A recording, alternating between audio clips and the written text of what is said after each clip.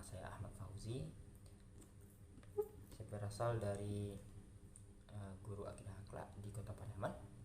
Dan di sini saya akan mereview sedikit informasi tentang modul pembelajaran, yakni itu tentang pendidikan agama Islam atau PAI. Ada Al-Quran, hadis, akidah akhlak, SKI dan juga fikih. Bahas tentang akidah akhlak. Nah, dari contoh di sini ada susunannya, yaitu dari poin yang pertama yaitu mengenai modul pembelajaran. Yang poin pertama itu mengenai informasi umum modul pembelajaran. Nah, di sini saya mengambil mata pelajaran akidah akhlak, yakninya pada kelas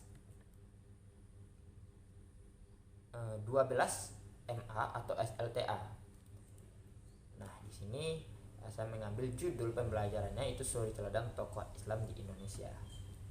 Suri Teladan tokoh Islam di Indonesia ini meliputi dari berbagai poin-poin, yakni dari poin yang pertama. Nah, dari poin pertama itu membahas tentang informasi umum modul pembelajaran. Nah, dari umum di sini itu membahas tentang yang pertama itu nama penyusun, instansi sekolah atau sekolah yang dimana untuk mengajarkan pembelajaran tersebut. Nah, yang ketiga itu jenjang kelas, baik itu SMA, SMP ataupun MA, dan itu digaringkan kelasnya. Dan selanjutnya itu alokasi waktu, yang mana alokasi waktu di sini diperjelaskan saya menyusunnya 2 kali 3 pertemuan atau sama dengan 4 kali 45 menit. Nah, yang terakhir itu tahun pembelajaran, yaitu tahun 2023 dan 2024. Itu tergantung dari Bapak Ibu tahun berapa mengajarnya dan tahun TP-nya tahun berapa. Nah, dari poin yang kedua itu kompetensi inti. Nah, dari kompetensi inti di sini itu membahas tentang fasenya, yaitu sampai pembelajaran fase E kelas 12, yaitu pada fase E. Yang mana fase E di sini pada kelas 12, pada kelas 10, 11 dan 12 ya. Fase E di sini kelas 10 sampai dengan 12 itu dengan judul tadi akidah akhlak, membahas tentang suri teladan, itu membahas tentang suri teladan tokoh Islam di Indonesia. Mana di sini capaian pembelajarannya dapat kita lihat daripada akhir di fase E. Dalam elemen akidah akhlak peserta didik harusnya mampu menganalisis, yaitu menganalisis. Yang mana di sini kita telah mencapai pada tingkatan E, fase E, yaitu analisis ya. Menganalisis, siswa dapat menganalisis sifat-sifat positif yang ada pada para pejuangnya tadi, yaitu di sini kita ambil dari Kiai Khalid Al-Baqlani, yang mana di sini beliau Kiai Hasyim Asy'ari dan Kiai Ahmad Dahlan, seperti beliau kesabarannya dan keberanian dan keikhlasan yang sangat mengabdi kepada agama dan masyarakat. Dan tentunya ini dapat kita harapkan elemen ini mampu dianalisis dan diimplementasikan oleh peserta didik dalam kehidupan sehari-hari. Akidahnya itu kita dapat melihat peserta didik mampu menganalisis keteladanannya tadi ya, menganalisis keteladanan kiai atau para pejuang Islam tadi. Suri teladan yang menunjukkan keteladanan sifat-sifat positif dari Kiai Khalid Al-Baqlani, Kiai Hasyim Asy'ari dan Kiai Khalid dan Ahmad Dahlan, yang tercermin dalam sikap-sikap seperti kesabarannya, keberanian dan keikhlasan, semangat pengabdian kepada agama dan masyarakat mereka. Dan berikutnya ada dalam pengupayaannya, yaitu mengkomunikasikan contoh implementasi keteladanan ketiga tokoh tersebut kepada untuk kehidupan sehari-hari peserta didik, dan peserta didik dapat juga mengamati, mengeksplorasi dan mengasosiasikan berbagai tindakan nyata yang dilakukan oleh Kiai Khalid Al-Baqlani dan kiai yang 3 orang tokoh tersebut, dan mempraktikkan nilai-nilai keagamaan dan moral dalam interaksi sehari-hari, seperti memberikan bantuan kepada masyarakat, membutuhkan pemimpinan, keadilan, dan menyebarkan ilmu pengetahuan serta sabar dalam mengayomi masyarakatnya. Nah, selanjutnya itu masih para elemen adab, itu peserta didik membiasakan diri dengan akhlak terpuji yang dijunjung tinggi oleh ketiga tokoh tersebut seperti kejujuran, keadilan, keramahan, dan kepedulian terhadap sesama mereka. Juga menghindari akhlak tercela seperti kesombongan, iri hati, dan kedengkian, serta belajar mengendalikan hawa nafsu yang mengasah kesabaran melalui proses mujahadah dan taqiyamul nufus yang diajarkan oleh tiga tokoh tersebut. Dan yang selanjutnya itu elemen adab. Nah, di sini elemen adab menjelaskan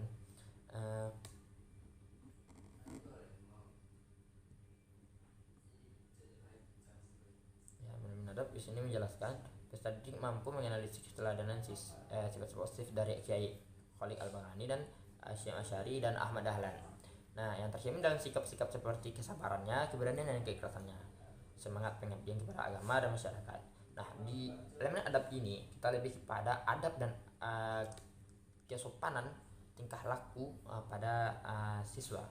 Itu yang mana dalam upaya yang mana contohkan dari Kiai Haji di sini, yaitu dalam upaya mengkomunikasikan contoh implementasi keteladanan ketiga tokoh tersebut, bagaimana mengimplementasikannya, mengasosiasikannya, dan mengimplementasikannya berbagai tindakan nyata yang dilakukan oleh tiga tokoh tersebut dan diimplementasikan kepada peserta didik. Nah, berikutnya yaitu kisah teladan. Nah, di sini elemen terakhir yang mana kisah teladan di sini hendaknya peserta didik mampu menganalisis dan mengambil ibrah dari perjuangan dan pengabdian yang ditunjukkan oleh tiga tokoh tersebut, yang mana mereka harus memahami nilai-nilai seperti keberanian dan menghadapi tantangan, ketangguhan dalam menjalankan prinsip, dan kesabaran dan dalam menghadapi cobaan, serta menerapkan dalam kehidupan mereka sendiri untuk menjadi pribadi yang lebih baik lagi. Nah, ini masuk ke elemen berikutnya, itu tujuan pembelajaran, yang mana di sini hendaknya kita memiliki tujuan pembelajaran. Yang pertama, memahami sifat-sifat positif yang menjadi keteladanan dari Kiai Khalid Al-Baghdadi, yaitu tiga tokoh tersebut, yaitu Kiai Hasyim dan Ahmad Dahlan. Yang mana tujuan pembelajaran ini adalah capaian atau final dari pembelajaran akidah akhlak yang kita ajarkan. Yang kedua, itu mengidentifikasi implementasi keteladanan Kiai Khalid Al-Baghdadi, Ahmad Dahlan, Hasyim Asy'ari dalam kehidupan sehari-hari. Yang ketiga, membentuk sikap cinta tanah air mereka melalui meneladani tokoh-tokoh Islam tersebut. Dan yang keempat, meningkatkan pemahaman apresiasi terhadap nilai tersebut. Dan di sini tujuan pembelajaran di sini lebih mengarah kepada implementasi, yang mana di kurikulum Merdeka di sini tidak memiliki atau menuntut banyak tujuan pembelajaran, hanya yang mana semestinya yang mampu mengolah dan diimplementasikan oleh peserta didik. Dan di sini mungkin ada bagian dari pertanyaan pemantik yang ada pada kurikulum Merdeka, yaitu yang pertama di sini saya buat itu bagaimana gambaran umum tentang kehidupan peran tiga kiai tersebut, tiga tokoh tersebut. Dan yang kedua itu apa saja sifat-sifat positif yang menjadi keteladanan dari ketiga tokoh tersebut, seperti yang telah dijelaskan sebelumnya tadi. Nah, yang ketiga itu bagaimana implementasi keteladanan Kiai Khalid Ahmad Baghdadi yang tiga tokoh tersebut, bagaimana implementasikannya kepada peserta didik. Nah, seterusnya itu ada di sana profil Pancasila. Itu profil Pancasila, yang mana yang pertama seperti yang telah tertera pada kurikulum sebelumnya, itu beriman dan bertakwa, itu beriman bertakwa kepada Tuhan Yang Maha Esa, berakhlak mulia dan berbineka kebinekaan tunggal ika yang secara global. Ini selanjutnya gotong royong dan mandiri. Nah, berikutnya itu bernilai kritis dan kreatif. Selanjutnya di kurikulum Merdeka juga ada tertera kata kunci, yang mana di sini kata kuncinya yang dapat kita ambil dari pembelajaran itu keteladanan dan sifat positif dari tiga tokoh tersebut. Dan selanjutnya itu target peserta didik, yang mana target di sini hendaknya jumlah siswa atau target yang ingin kita implementasikan mencapai satu tujuan pembelajaran, yaitu hendaknya kita mengambil itu contoh di sini itu maksimal 30 peserta, ataupun minimalnya boleh 10 atau lain sebagainya sesuai dengan kapasitas kelas. Nah, dan berikutnya itu ada penilaian, ada bagian dari asesmen. Pada kurikulum Merdeka itu ada berbagai pembagian asesmen. Itu di sini ada asesmen guru penilaian asesmen yang tercapai dari guru penilaian keterampilan tujuan pembelajaran, yaitu yang pertama asesmen individu, asesmen kelompok, dan jenis asesmennya yaitu dapat berupa presentasi, produk tertulis, unjuk kerja ataupun terbilang.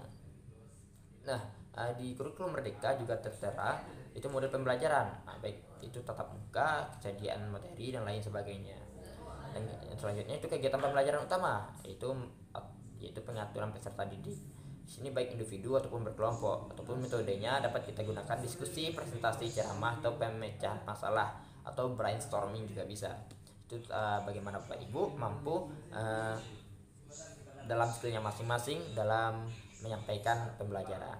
Nah, dari materi pembelajaran itu dapat kita berikan analisis keteladanan, yaitu tidak melalui kisah-kisah, itu langsung saja kita ambil daripada analisisnya. Nah, di sini analisisnya ada satu, dan di sini juga media dan alat bahan pembelajaran. Dari sumber utama itu dapat kita kaji dari buku siswa Akidah Akhlak yang kurikulum 2013 atau yang telah revisi, ataupun kurikulum Merdeka yang akan diterbitkan. Dan kedua itu LKS. Nah, di sini saya contohkan pada buku LKS 2019. Dan selanjutnya itu dapat alat-alatnya itu mungkin dari media pengembangan IT yang pada saat sekarang ini seperti laptop, PC, LCD, proyektor, slide PowerPoint atau whiteboard atau alat tulis sekolah sebagai lainnya, ataupun internet dan bahan bacaan lainnya yang relevan. Dan sumber alternatif. Nah, guru juga dapat menggunakan alternatif sumber belajar yang terdapat di lingkungan sekitar dan disesuaikan dengan tema yang sedang dibahas.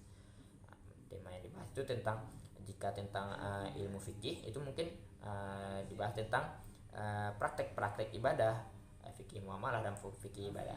Selanjutnya mungkin kalau akidah akhlak itu membahas tentang kebutuhan melalui tema-tema seperti drama atau pemeranan. Nah, seperti itu terlebih kurangnya. Dan selanjutnya persiapan pembelajaran, yang mana persiapan pembelajaran di sini pertama menyiapkan bahan ajar atau materi, kedua menyiapkan alat dan bahan, dan menyiapkan rubrik penilaian, dan yang terakhir menyiapkan alat penilaian. Selanjutnya langkah-langkah pembelajaran, yaitu yang pertama mungkin ini bisa Bapak Ibu bervariasikan dari berbagai kegiatan-kegiatan dan kemahiran dan skill Bapak Ibu sekalian, tidak harus mempatok di sini. Yang pertama yaitu kegiatan pendahuluan. Seperti pada umumnya itu pendahuluan pengantaran, itu jangan cukup kita tetap mengingat berapa waktu SKS, 1 SKS atau 1 PBM jam pembelajaran, itu sesuaikan pada langkah-langkah pembelajarannya. Di sini saya mengambil pengantaran 10 menit. Ada guru mengucapkan salam, guru memberikan kehadiran dan lain sebagainya, dan menyampaikan tujuan pembelajaran. Yang kedua kegiatan inti itu saya di sini meletakkan pada 70 menit. Selanjutnya itu mungkin pada diskusi singkat 20 menit, guru dapat mengajukan pertanyaan atau lain sebagainya jika menggunakan metode diskusi. Dan di sini juga ada presentasi hasil diskusi atau jika menggunakan metode diskusi dan metode presentasi. Dan pengenalan tokoh itu mungkin 20 menit ataupun lebih, sesuai dengan Bapak Ibu yang menyusun langkah-langkah pembelajaran. Itu refleksi pribadi, yaitu guru menyampaikan latar belakang dan kontribusi masing-masing tokoh dalam sejarah Islam di Indonesia. Selanjutnya diminta untuk menuliskan beberapa nilai tersebut dalam buku catatan mereka, seperti meresum atau mencatat, yang mana ini mampu dijadikan untuk peserta didik dapat memahami atau mengulang pembelajaran di rumahnya.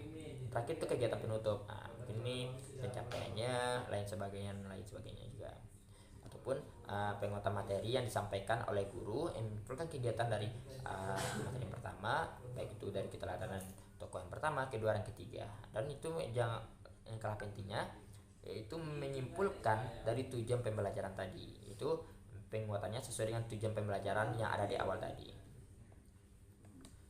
Nah, itu selanjutnya pelaksanaan asesmen sikap, seperti yang di samping, sesuai pengetahuannya, keterampilannya, dan pengayaan dan remedial yang akan diberikan kepada peserta didik. Itu disingkat dengan CP, capaian pembelajaran. Itu penilaian perilaku yang diamati seperti contoh samping itu penilaian pada kurikulum Merdeka saat sekarang ini. Nah, di sini contoh penilaian siswa, aspek penilaian A, B, dan C, dan serta nilainya. Dan ada pun frekuensi dan pertanyaan. Di sini saya menaruh mengakumulasi peserta didik bertanya 3 kali atau lebih itu dengan skor 30 dan lain sebagainya. Keterkaitan pertanyaan dengan materi, kejelasan atau bahasa yang digunakan saat bertanya, apakah sesuai dengan bahasa Indonesia yang telah standar bahasa di Indonesia. Nah, di sini jika penilaian diskusi, ya jika penilaian saat menggunakan metode diskusi. Ini ada aspek penilaian ABC itu bagaimana Bapak Ibu mampu menerangkannya dan menggunakannya sesuai dengan tema masing-masing. Dengan aspek-aspek seperti pada lampiran-lampiran di sini juga ada lembaran kerja, jawaban pertanyaan. Dan tentunya setiap kita habis pembelajaran itu adanya evaluasi akhir, evaluasi tengah. Mana evaluasi tengah di sini disebut dengan ujian tengah semester. Nah, evaluasi akhir itu UAS, ujian akhir semester.